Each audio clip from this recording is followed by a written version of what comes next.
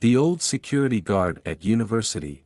Every student at the university knew Mr. Brown, the old security guard.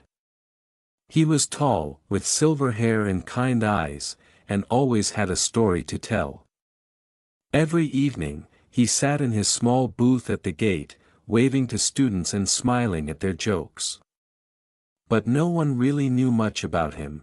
One rainy evening, Lily, a curious first-year student, stayed late in the library.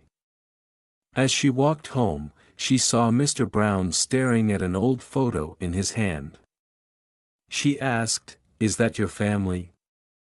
Mr. Brown smiled sadly. "No, it's my old team. I used to be a detective." Lily's eyes widened. "A detective? What happened?" Mr. Brown leaned closer and whispered, "There was a case I never solved. A rare painting disappeared from this very university 20 years ago.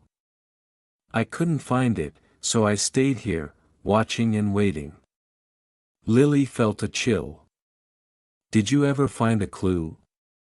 Mr. Brown nodded slowly. "Tonight, I found something in the old art room."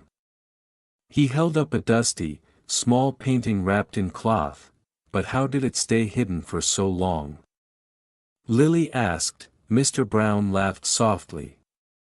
"Sometimes, the answers are right in front of us, but we're too busy to notice."